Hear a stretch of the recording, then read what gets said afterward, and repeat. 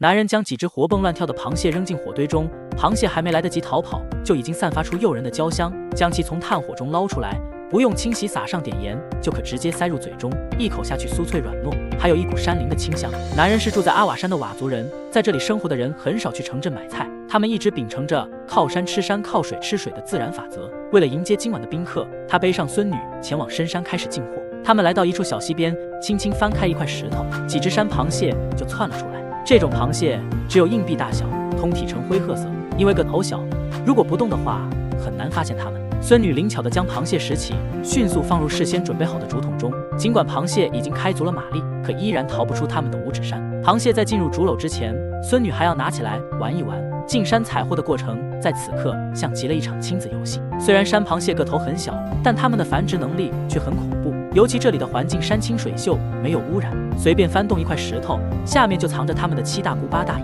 阿瓦山还有一种隐藏在竹林中的美味。男人对着眼前的竹子指指点点一阵研究，他可不是想吃竹笋，而是掏出大刀向竹子砍去。只见里面露出了几只可爱的身影，这是竹虫，它们在竹节里吸吮竹子的汁水，一个个长得白胖肥美。在佤族人眼中，竹虫是富含高蛋白的美味，3-2节的竹虫就可以做一盘菜了。烧螃蟹用的火来自佤族人家中的火塘，这个火塘终年不灭，只有在每年的1月份，佤族人才会熄灭火塘来祭拜火神，之后重新点火，日复一日的燃烧着。山螃蟹不仅可以烧，还可以油炸，高热的油温激发出螃蟹特有的鲜甜。据说最开始石山螃蟹被佤族人拿来入药，它对于跌打损伤有着极佳的疗效。可谁曾想，这治病的药材竟然如此美味，山螃蟹也就慢慢被搬上了餐桌。到了晚上，宾客们如约而至，油炸螃蟹也上了桌，为佤族人平淡的生活增添了一抹别样的香气。餐桌上的一张张宽大新鲜的芭蕉叶就是佤族人的餐盘，而直接用手抓饭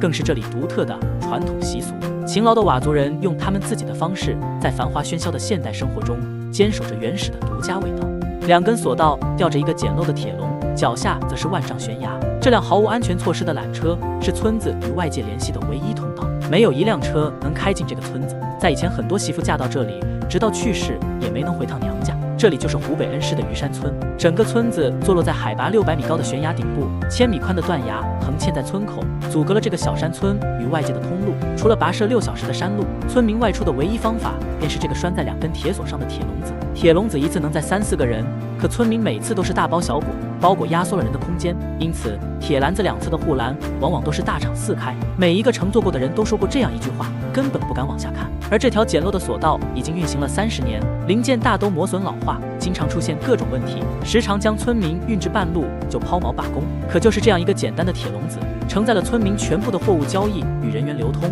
即使每一次坐索道都像是在赌谁的命大，可村里人依旧把它当成宝贝，1人2元。随着柴油机的轰鸣，缆车穿梭在峡谷的2头。张新建是这条路上唯2的摆渡人，另一位摆渡人是他的父亲。父亲作为村长，带领全村通水通电修了索道，去世后又把这个1年无休的工作交给了张新建。他每天早上在家忙完农活之后，就要步行5公里来到机房，开始他一天的工作。随着对面一声吆喝，张新建开启了索道。他的工作就是为来往的村人摆渡，1人1次收费2元，全村200多位村民，1年下来收入不到5000。但是为了其他村民的出行，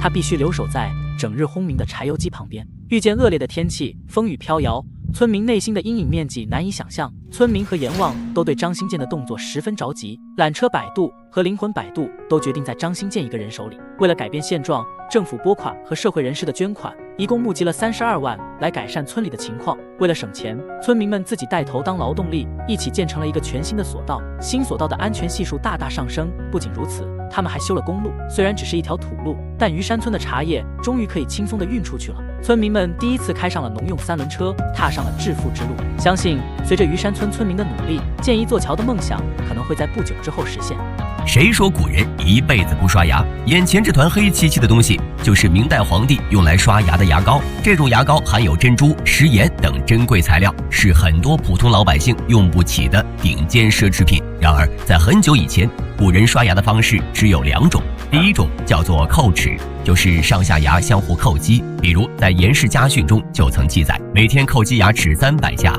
就可以保养牙齿。第二种方式是用手指、杨柳和树枝等工具，通过摩擦来清洁牙齿，但是这样只能清洁牙齿的表面。到了明代，朱皇帝的皇后牙疼，他心疼媳妇儿，发明了世界上第一把用猪毛和骨头做成的牙刷，后来取名叫骨刷。如果你穿越回古代，想和皇帝用同款牙刷，那一定得学会牙膏牙刷的制作。首先从大黄嘴里夺下一块熟牛骨，将牛骨削成扁扁的长条，接着用手钻出大小均匀的14个小孔，将牙刷柄放入碱水中，用大火煮开，这样牛骨中多余的脂肪就被煮了出来。将牙刷柄打蜡抛光后，接着把猪毛放进石灰水中浸泡1夜，可以起到杀菌消毒的作用。然后将泡好的毛发分成14份，用针线将其穿进打好的孔里，全部穿好并修剪平整，这样牙刷就制作好了。接下来牙膏的制作也不难，首先需要把粗盐放入石臼中捣成细盐，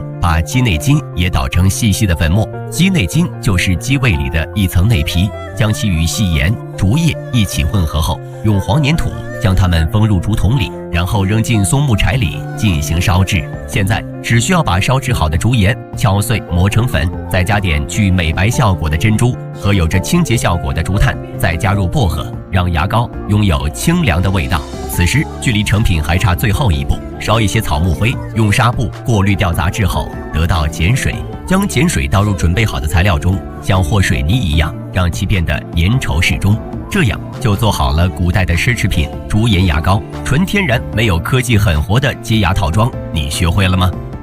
用老鼠药拌米饭，你敢吃吗？眼前这干巴巴的果子是含有剧毒的印尼黑果，当地人常常把这种果实当作老鼠药，而对于新加坡的华人来说，这却是需要花费几百块才能吃到的极品美食。那么如何才能将含有剧毒的水果搬上餐桌呢？印尼黑果来自于一种叫做科帕扬的水果，这种水果非常的稀少，10年的时间才能结出一颗果实。幸运的是，眼前这个男人居然在树底下捡到了一颗成熟的科帕扬。在切开果实前，男人需要观察一下周围有没有人，因为在切开的一瞬间，果实会散发出一种极为恐怖的恶臭，就像一股令人作呕的马尿味，骚味十足。男人今年58岁，在他10岁时曾被这种味道熏晕过去。这种气味非常刺鼻，几乎没有比它还臭的东西了，它甚至能熏晕小孩。我10岁的时候就被这种恶臭的气味熏晕过。男人说完他的悲惨经历，他又凑上去闻了闻，表示这就是童年的味道。科帕扬果实的汁液不仅臭，而且毒性很强，因此所有触碰到果实的东西必须要在小河边清洗干净，去掉残留的毒素。男人洗完手，却没发现下游有小孩在洗澡，他可能想给孩子一个完整的童年。刚采摘来的果实含有剧毒，不能立即食用，首先需要将其放在通风的地方静置几天，几天后果肉慢慢风干腐烂，只剩下黄色的种子，然后把种子放进锅中高温熬煮。不过这还没完，想要把印尼黑果搬上餐桌，还需要几道繁复的步骤。接下来，男人在地上挖了个坑，将煮过的果实放进坑里，用石灰把果实埋起来，等待15到40天后就可以食用了。15和40中间这么大的误差，怎么判断果实有没有毒呢？男人判断果实有没有毒的秘诀很简单，那就是期间不定时的挖出来尝一尝，如果味道不苦，身体不难受，那就是没毒了。这些方法都是祖辈传下来的，照着去做，绝对是没有问题的。处理好的印尼黑果经过烹饪后被端上餐桌，人们使用特制的工具挖出果仁，与米饭搅拌在一起，一顿能吃3碗米饭。还有另一种吃法，把印尼黑果与各种香料混合研磨，做成肉汤。在当地，印尼黑果很受欢迎，从街边小吃到星级酒店都有它的身影。那么，这种处理完且没有毒的印尼黑果，你敢吃上一口吗？眼前这一幕特别像《西游降魔篇》中猪八戒的烤猪，不要害怕，这其实是广东顺德特有的烧猪。烧猪是顺德人祭祖必不可少的菜品。每年清明时分，2万名陈氏后裔从世界各地来到家族祠堂，几十头烧猪由族人集资购买。烧猪的数量越多，就越显示着家族兴旺。想要将100斤的整猪从里到外烘烤成熟，对厨子的刀工要求很高。在分割猪肉时，下刀浅了腌料，不易入味；太深则会刺破表皮，从而影响烧猪的美观。分割完成后，用盐和白砂糖对其均匀涂抹，给猪肉做一个深度按摩，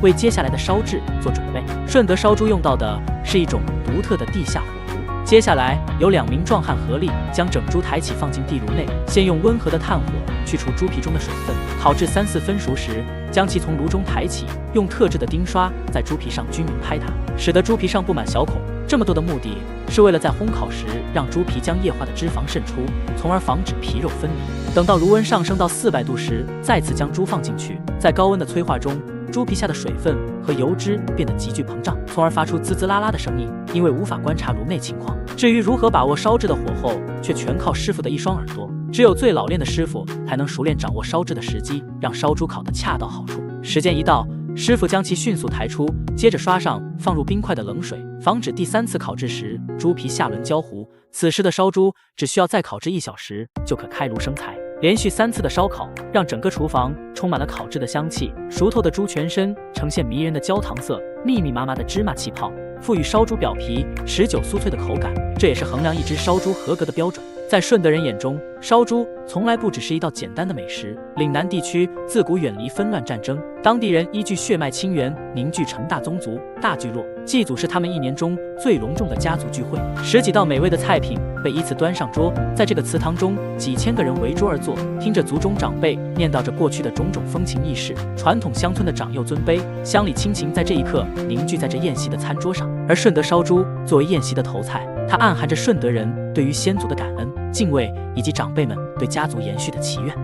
老人仅用1块轮胎皮，就将一双普通的球鞋变成了限量款。修好的鞋子既时尚又耐穿，小伙直呼还能再穿30年。而令人没想到的是，老师傅前前后后折腾了1个小时，其毫不吝啬的用料加上精湛的手艺，却只收了1块钱。在过去物质条件不丰富，穿坏的鞋子往往不舍得丢掉，于是补鞋匠这门手艺人就诞生了。很多00后或许见都没见过，他们没有固定的门店，也没有舒适的环境，一个老旧的工具箱，一架用得油光发亮的老式补鞋机，就是他们谋生的行头。工具虽然破旧，但只需几块钱，他们就可以把你价值上千块的鞋子补得结结实实。与其他游街的补鞋匠不同，58岁的李文兴从18岁就在天津的西市大街补鞋。40多年来，李师傅的修鞋费从3毛涨到1块钱，其低廉的价格和精湛的手艺收获了很多老顾客。